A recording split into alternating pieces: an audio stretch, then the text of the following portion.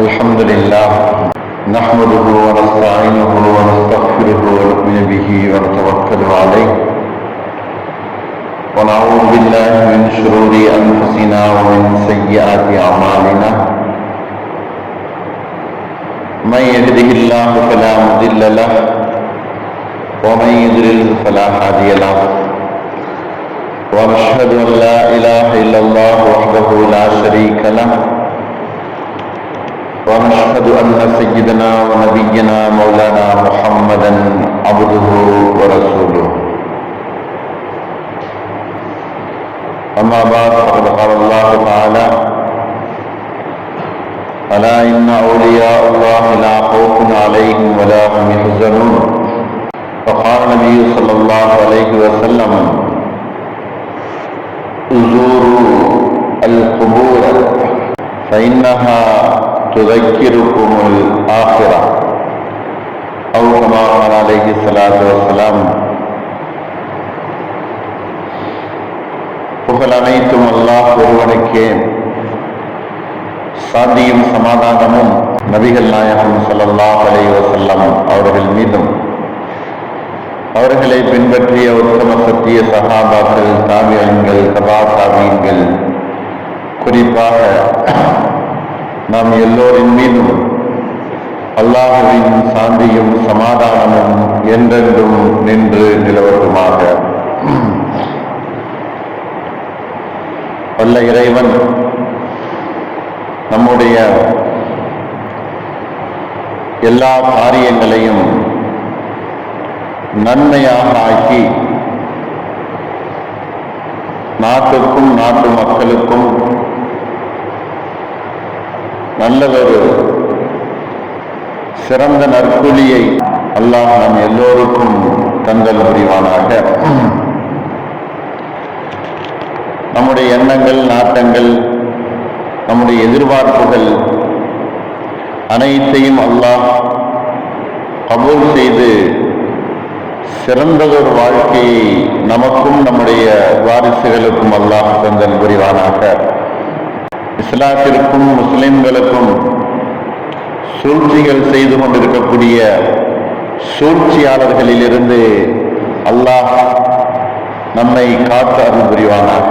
நம்முடைய சொத்துக்களையும் செல்வங்களையும் இல்லாமல் ஆக்கணும், அழிக்கணும் என்று நினைக்கக்கூடிய சதிகாரர்களுடைய சதியிலிருந்து அல்லாஹ் நாம் அனைவரையும் காத்து அருள் புரிவானாக.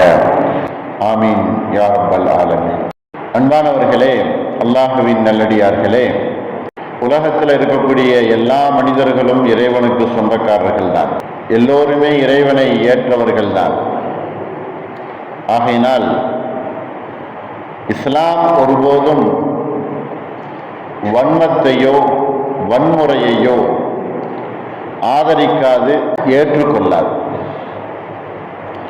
இஸ்லாத்தை பொறுத்த வரைக்கும் அது மென்மையாக நடந்து கொள்வதையும், அது எல்லோரையும் அரவணைப்பதையும், எல்லோரையும் ஒற்றுமையாக நடாத்துவதையும் தான் இஸ்லாம் அங்கீகரிக்கிறது. வன்முறையையோ கலவரத்தையோ சண்டை சச்சரவுகளையோ மனக்கசப்புகளையோ வெறுப்புகளையோ களைந்து ஒற்றுமையோடு செயல்படுவதைத்தான் இஸ்லாம் வலியுறுத்துகிறது. அது மிகவும் மக்களுக்கு மத்தியிலே நிலைநாட்டவும் இஸ்லாம் ஆசைப்படுகிறது. வன்முறையை ஒருபோதும் இஸ்லாம் ஏற்றுக்கொள்ளாது. ஒரு முஸ்லிம் வன்மையாக இறங்குவதையோ அல்லது வீண் வம்பு இழுப்பதையோ ஒருபோதும் மார்க்கமோ இஸ்லாமோ ஏற்றுக்கொள்ளாத ஒரு விஷயம். ஆனால் இன்றைக்கு நாட்டிற்குள்ளே அரசியல் என்கிற போர்வையிலே மதவாதத்தினுடைய மிகப்பெரிய ஒரு மிருகம் போன்று ஊடுருவி இந்த நாட்டையும் நாட்டு மக்களையும் மிகப்பெரிய ஒரு கலவரத்திலே ஏற்படுத்தக்கூடிய ஒரு நிலையை இன்றைக்கு அமைத்திருக்கிறது. ஆகையினால்தான் இந்த வாரத்தினுடைய தலைப்பே வன்முறையை ஒருபோதும் இஸ்லாம் ஏற்காது, வன்முறையை ஏற்காத இஸ்லாம் என்கிற தலைப்பின் கீழ் என்ன அதில் சொல்லப்பட்ட விஷயங்கள், எது நமக்கு அவசியம், எது நமக்கு அவசியம் இல்லாதது என்பதை தெரிந்து கொள்ளத்தான். நூற்றுக்கணக்கான வருடங்கள் பள்ளிவாசல்களிலே தொழுகை நடந்து கொண்டிருந்தது. அதிலே சிலைகளும் சாமிகளும் இருக்கிறது, கோயிலுக்கு சொந்தமான இடம் என்பதாக பெரிய புரட்சிகள் செய்து ஆண்டாண்டு காலமாக கேஸ் நடத்தி வக்கீல்களை வைத்தும் ஜட்ஜுகளை வைத்தும் மிகப்பெரிய சதிகள் செய்து இன்றைக்கு பள்ளிவாசல் இருந்த இடம் கோயில்களாக மாற்றப்பட்டிருக்கிறதை நாம் கண்கூடாக பார்த்து கொண்டிருக்கிறோம். இதுதான் இன்றைக்கு உலகத்தில் நடந்து கொண்டிருக்கக்கூடிய வெறித்தனமான மதவெறி அரசியல் என்பதாக சொல்லுவது. அதுபோன்று இன்றைக்கு தமிழகத்திலே, இந்தியாவிலே பள்ளிவாசல்கள் ஒன்று கை வைக்குதல், இல்லை என்று சொன்னால் தர்காக்களை கை வைக்குதல், தர்காக்களுடைய அந்த இடங்களை மாற்றி அமைக்குதல், தர்கா இல்லை என்பதாக சொல்லுதல், இதை ஒரு மிகப்பெரிய சூழ்ச்சியாக நடந்து கொண்டிருப்பதை நாம் அரசியல் உள்நோக்கமோ அல்லது சில மனிதர்களுடைய யதார்த்த நிலையோ என்று தெரியாமல் இன்றைக்கு மத கலவரங்களை உண்டு பண்ணக்கூடிய ஒரு சூழ்நிலையை இன்றைக்கு நாம் பார்த்து கொண்டிருக்கிறோம். ஆனால் இஸ்லாத்தை பொறுத்த வரைக்கும் அடிக்கவே வந்தாலும் தன்னால் தாங்க முடியும் என்று சொன்னால் அடித்துவிட்டு செல் என்பதாக சொல்லுவதுதான் மார்க்கம், இஸ்லாம் என்பது. எனக்கு தாங்க முடியாது, வன்மையாக அல்லது வீணாக என்னை வம்பளித்தா என்று சொன்னால், என்னால் எதிர்க்க முடியும் என்று சொன்னால் அதை நான் எதிர்க்கத்தான் செய்வேன். வீணாக யாரிடத்திலேயும் தானாக சென்று வம்பிழுக்குதல் என்பது நம்மிடத்திலே இல்லை. ஆனால் இன்றைக்கு ஒரு மிகப்பெரிய சதிவலை நடந்து கொண்டிருப்பதை நாம் செய்திகள் வாயிலாகவும் ஊடகங்கள் வாயிலாகவும் மற்றும் பல பத்திரிகைகளின் வாயிலாகவும் நாம் பார்த்து கொண்டிருக்கிறோம். அன்பானவர்களே, அல்லாஹ்வின் நல்லடியார்களே, மத துவேஷம் செய்யக்கூடிய சில மனிதர்கள் உருவாகி எப்படி பலஸ்தீனிலே அந்த யூதர்கள் இவ்வளவு காலங்களாக போர் செய்து அழிச்சாட்டியம் செய்து அழித்தார்களோ, அதுபோல உள்ள ஒரு சூழ்நிலையை அமைதியாக இருக்கக்கூடிய, அமைதியின் ஒரு நாடாக இருக்கக்கூடிய இந்த இந்தியாவை மாற்றி அமைக்கணும் என்கிற ஒரு பெரும் சூழ்ச்சியிலே இறங்கி இருக்கிறார்கள். அல்லாஹ் பாதுகாக்க வேண்டும். பள்ளிவாசல்கள் எப்படியோ அப்படித்தான் இங்கு இருக்கக்கூடிய கண்ணியமான மனிதர்களுடைய அடக்கஸ்தலங்களும் அவர்கள் அடங்கியிருக்கக்கூடிய கண்ணியமான இடங்களும். அல்லாஹ் அவர்களை உலகத்தில் பிரபலியப்படுத்த வைத்திருக்கிறான் என்று சொன்னால் அவர்கள் செய்த தியாகம், அவர்கள் உலகத்தில் ஏற்படுத்திய ஒரு புரட்சி, மக்களுக்கு மத்தியில் நன்மையை நாடிய மிகப்பெரிய விஷயங்கள் தான், காரியங்கள் தான் அவர்களை இந்த அளவுக்கு பிரபலியப்படுத்தி இருக்கிறது. இன்றைக்கு போற்றப்படக்கூடிய அளவுக்குள்ள அடங்கியிருக்கக்கூடிய அந்த தர்காக்களிலே அந்த இறை நேசர்கள், அல்லாஹ்வுடைய இறை நேசர்கள், இறைவனை முழுமையாக ஏற்றுக்கொண்ட அந்த இறை நேசர்கள் அவர்கள் தங்களுக்கென்று சாதாரண மனிதர்கள் போன்று வைத்துக் கொள்ளாமல் அதையும் தாண்டி உலகத்திலே சமூகத்தினுடைய நல்லிணக்கத்திற்காக வேண்டி நிறைய அவர்கள் பாடுபட்டிருக்கிறார்கள். மனிதர்கள் வேறுபாடின்றி, மதங்கள் வேறுபாடின்றி, சடங்குகள் வேறுபாடின்றி இன்றைக்கு உலகத்திலே அவர்கள் சென்றதனுடைய அடையாளம்தான் பிரசித்தி பெற்று இருக்கக்கூடிய தர்காக்கள் இந்தியாவிலே நிறைய இருந்து கொண்டிருக்கிறது. நாம் பார்க்கிறோம். தர்காக்களை வழிபடுதல், வணங்குதல், அதை ஒருபோதும் நாம் ஏற்றுக்கொள்ள மாட்டோம். அது எங்கும் சொல்லப்படவும் இல்லை. நம்மிலே சில பேர் தர்காக்களை வணங்குகிறார்கள், வழிபடுகிறார்கள். அது குற்றம்தான், முழுமையான குற்றம்தான். அல்லாஹுவை வணங்குவதை விட்டுவிட்டு தர்காக்களை வணங்குதல் என்பது குற்றமான செயல்தான். ஆனால் அவர்கள் கண்ணியமானவர்கள், மதிப்பளிக்கக்கூடியவர்கள் என்கிற விஷயத்துல மாற்று கருத்து கிடையாது. உலகத்திலே தூதர்கள் வந்தார்கள், தீர்க்கதரிசிகள் வந்தார்கள், அவர்கள் போதித்தார்கள், இறைநேசர்கள் உருவானார்கள். அவர்களும் தங்களுடைய வாழ்க்கையிலே நிறைய பொது காரியங்களையும் நல்லிணக்கத்தையும் மேற்கொண்டார்கள். அவர்கள் அதே இடத்திலே ஷஹீதாக ஆனார்கள், உயிர் நீத்தார்கள் போரிட்டு. அதே இடத்திலேயே அவர்கள் அடக்கம் செய்யப்பட்டிருக்கிறார்கள். 100 வருடங்களாக அவர்கள் அங்கேயே அடக்கம் செய்யப்பட்டிருக்கிறார்கள். அதுதான் இன்றைக்கு பெரும் விளம்பரமாகவும் விஷயமாகவும் இருந்து கொண்டிருக்கிறது. தர்கா அப்படி என்று சொன்னால் என்ன அர்த்தம்? தங்கும் இடம், ஒதுங்கும் இடம், அடக்கஸ்தலம் அப்படிங்கிற பாரசீக ஒரு லாங்குவேஜை கொண்டதுதான் தர்கா என்பது. அடக்கஸ்தலம் என்பதாக சொல்லலாம், அல்லது ஒதுங்கும் இடம் என்பதாக சொல்லலாம். இது இந்தியா முழுவதும் இருந்து கொண்டிருக்கிறது. அதை யாரும் மாற்றி அமைக்க முடியாது. காலங்கள் மாறிக்கொண்டிருக்கலாம், இந்தியாவிலே சுதந்திரம் பெற்றுக் கொண்டிருக்கலாம், 73 74 வருடங்கள் ஆயிருக்கலாம். ஆனால் அதற்கு முன்னால் இருந்து கிட்டத்தட்ட 500 வருடங்களாக இருக்கக்கூடிய அந்த தர்காக்கள், பல நூறு வருடங்களாக பேசிக்கொண்டிருக்கக்கூடிய அந்த தர்காக்கள், அதை எப்படி மாற்றி அமைக்க முடியும்? ஆரம்பத்திலிருந்து எந்த இடங்கள் யாருக்கு சொந்தமானதாக இருக்குதோ அந்த இடங்கள் தான் அவர்களுக்கு சொந்தம். 47 சுதந்திரம் கிடைத்ததற்கு பின்னால் இடங்கள் யாருக்குரியது என்பதாக பதிவு செய்யப்படும் பொழுது யாராருக்கு எந்த இடத்திலே அவர்கள் அனுபவிக்கிறார்களோ அது அவர்களுக்கு சொந்தமானது. அனுபவ பாத்தியம் யாருக்கு இருக்குதோ அது அவர்களுக்கு சொந்தமானது. தர்கா இருக்கும், அதுக்கு பக்கத்தில் கோயிலும் இருக்கும். இது அவர்களுக்கு சொந்தமான இடம், இது இவர்களுக்கு சொந்தமான இடம்.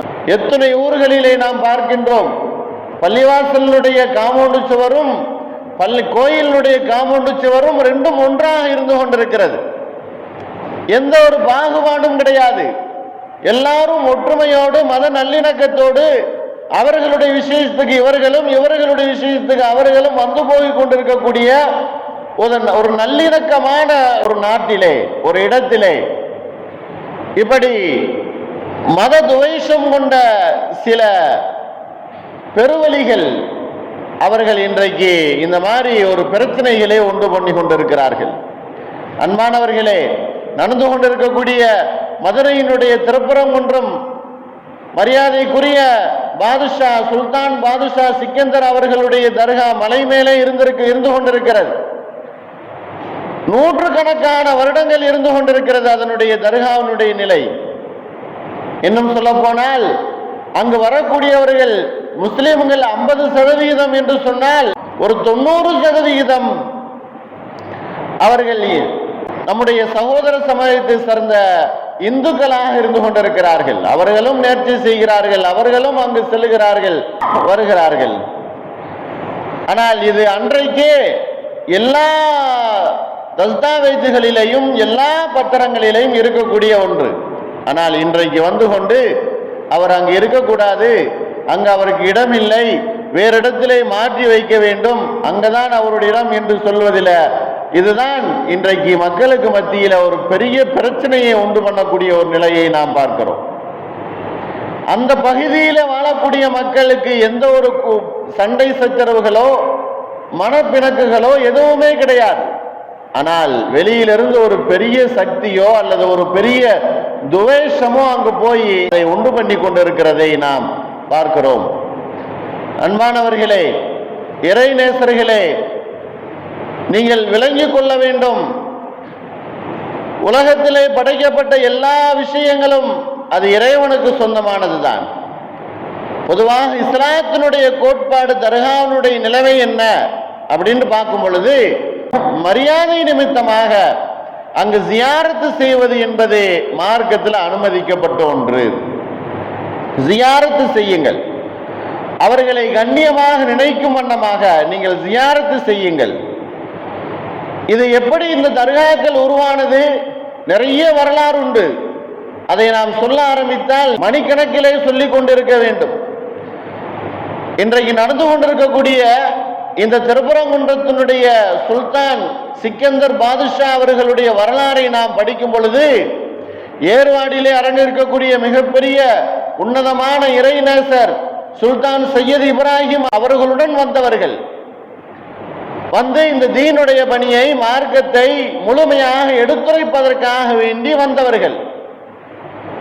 எதற்காக வேண்டி, எங்கிருந்து வருகிறார்கள், எப்படி வந்தவர்கள் என்று பார்க்கும் பொழுது 1400 ஆண்டுகளுக்கு முன்னால் நபி ஸல்லல்லாஹு அலைஹி வஸல்லம் அவர்களுடைய கைகளை பிடித்து ஈமான் கொண்ட அந்த மக்கள் நபி அவர்களுடைய இறுதி ஹஜ்ஜிலே 63வது வயதினுடைய கடைசி ஹஜ்ஜிலே சஹாபாக்களுடைய எண்ணிக்கையை பார்க்கும் பொழுது 1,00,000க்கும் மேலான சஹாபாக்கள் இருந்திருக்கிறார்கள். ஆனால் ஜன்னத்துல் பகீயிலே அடங்கி இருக்கக்கூடிய சஹாபாக்களுடைய எண்ணிக்கை 12,000. 80,000 சஹாபாக்களுடைய கபறுகள் வெளியில இருந்து கொண்டிருக்கு, பூரா உலகத்திலேயும் இருந்து கொண்டிருக்கிறது. 80,000 கபறுகள், சஹாபாக்களுடைய 80,000 கபறுகள் வெளியில இருந்து கொண்டிருக்கிறது. அந்த சஹாபாக்களுடைய கபறுகள் தான் இன்றைக்கு அடக்கஸ்தலங்களாக, தர்காக்களாக, கபறுகளாக இருந்து கொண்டிருக்கிறது. அதிலே அவர்கள் வந்தவர்கள் தான் மார்க்க பணியை முழுமையாக மக்களிடத்திலே உலகமெங்கும் பரப்புவதற்காக வேண்டி வந்தவர்கள் தான் இந்த இறைநேசர்கள். இவர்களுடைய கபறுகள் தான் இன்றைக்கு இருந்து கொண்டிருக்கிறது. இதை எடுப்பதற்கும், இதை தூக்குவதற்கும், இதை இல்லாமல் ஆக்குவதற்கும் இன்றைக்கு சதித்திட்டங்கள் தீட்டு கொண்டிருக்கிறது. ஆனால் இஸ்லாத்தை பொறுத்த வரைக்கும் ஒருபோதும் வன்மையிலேயோ சண்டைகளிலேயோ அல்லது வன்மத்தையோ போதிக்கக்கூடியதாக இல்லவே இல்லை. வரலாற்றிலே நாம் இந்தியாவிலே எப்படி இஸ்லாம் பரவியது என்கிறதை சுருக்கமாக சொல்ல போனால், வணிகர்களின் மூலமாகவும் வழிமாறுகளின் மூலமாகவும் தான் இஸ்லாம் என்பது இந்தியாவிலே பரவி இருக்கிறது. வணிகத்தின் மூலமாக வந்தவர்கள், அரபு நாடுகளில் இருந்து கப்பல் பயணமாக வந்து இறங்கியவர்களுடைய அந்த நிலைமையிலே கொண்டுதான் இஸ்லாம் பரவுகிறது.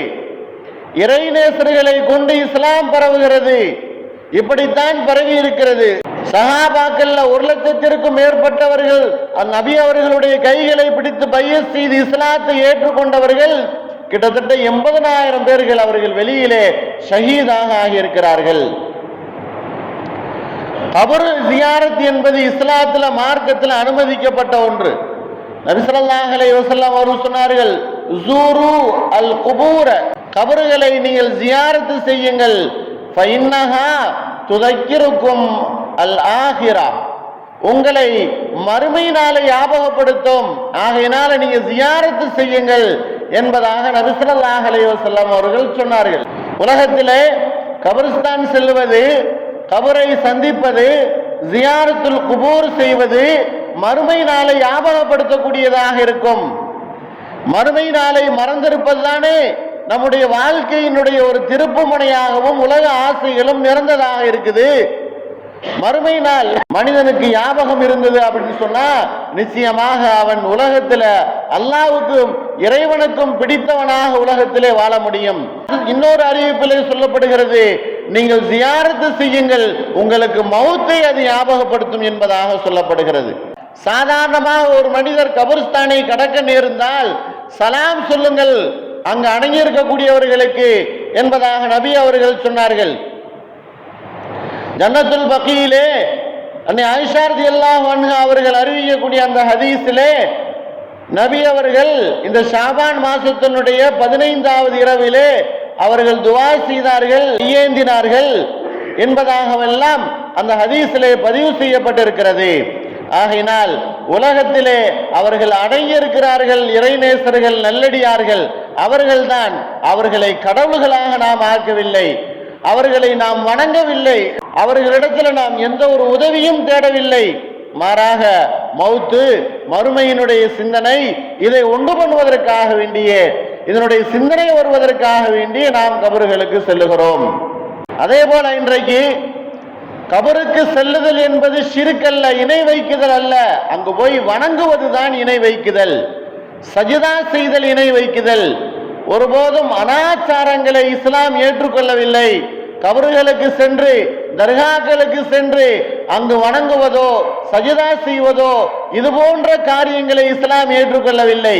மரியாதை நிமித்தமாக கண்ணியம் என்கிற முறையிலே அங்கு ஜியாரத்து செய்து அவர்களுடைய வரலாறை ஞாபகப்படுத்துவது, அவர்கள் செய்த தியாகத்தை நம்முடைய உள்ளத்திலே கொண்டு வருவது, அது உலகத்தில் நாம் வாழ்வதற்குரிய நன்மையான விஷயங்களை செய்வதற்குரிய நிலையை ஏற்படுத்தும் என்பதற்காக வேண்டிதான் அங்கு உணவுகள் கொடுக்கப்படுகிறது. ஏழைகளுக்கு அதே போல தண்ணீர் கொடுக்கப்படுகிறது. அங்கு இல்லாதவர்களுக்கு தர்மங்கள் செய்யப்படுகிறது. நபி ஸல்லல்லாஹு அலைஹி வஸல்லம் அவர்கள் சொன்னார்கள், மௌத்துக்கு பின்னாலும் ஒரு மனிதனுடைய சொத்திலிருந்து நன்மைகள் போய் கொண்டிருக்குது அப்படின்னு சொன்னா முக்கியமாக 2 காரியங்களை நீங்கள் செய்யுங்கள். ஒன்று உணவளிக்குதல், 2வது தண்ணீர் கொடுக்குதல். இந்த 2ம் அவர்களுடைய நன்மையாக ஆகிறது, சதகத்துல் ஜாரியாவாக போய் கொண்டிருக்கிறது. இன்றைக்கு முக்கியமாக அதுதானே நிகழ்ந்து கொண்டிருக்கிறது. இதற்காக வேண்டியோ நிறுத்தப்பட்ட அந்த உணவு என்பது இன்றைக்கு வேறொரு முகமாக மாறி அது செய்யக்கூடாது, உணவு சாப்பிடக்கூடாது என்கிற நிலையை இன்றைக்கு ஏற்படுத்தப்பட்டிருக்கிறது. அப்படின்னு சொன்னா காலம் காலமாக நடந்து கொண்டிருக்கக்கூடிய அந்த விஷயங்கள், ஏழை எளியவர்களுக்கு தர்மம் செய்வது, உணவு கொடுப்பது, இது எல்லா காரியங்களிலேயும் எல்லா இடங்களிலேயும் நடைபெறக்கூடிய ஒன்றுதான். ஆகினால் அன்பானவர்களே, இன்றைக்கு நாம் இஸ்லாத்தை பொறுத்த வரைக்கும் நன்மையான காரியங்களை செய்ய வைக்கும், நல்ல விஷயங்களை ஊக்குவிக்கும், மத நல்லிணக்கத்தை ஏற்படுத்துமே தவிர மிகப்பெரிய கலவரத்தையோ சண்டையோ ஏற்படுத்துவதற்கு இஸ்லாத்தில் எந்த ஒரு முகாந்தரமும் கிடையாது. நபி ஸல்லல்லாஹு அலைஹி வஸல்லம் அவர்கள் இந்த உலகத்திற்கு வந்த சமயத்தில் எதிரிகளை கூட அவர்கள் தன்னுடைய நண்பர்களாக பார்த்தார்கள். எதிரிகள் நபி அவர்களை எதிரிகளாகத்தான் பார்ப்பார்கள். ஆனால் நபி ஸல்லல்லாஹு அலைஹி வஸல்லம் அவர்கள் எதிரிகளை கூட தன்னுடைய நண்பர்களாக, சகோதரர்களாக அவர்கள் பாவிக்கிறார்கள். அப்படிப்பட்ட ஒரு நிலையில தான் இஸ்லாத்தினுடைய வளர்ச்சி என்பது இன்றைக்கு இருந்து கொண்டிருக்கிறது. இதை பொறுக்க முடியாத சில நபர்கள் துஷ்பிரயோகம் செய்கிறார்கள்.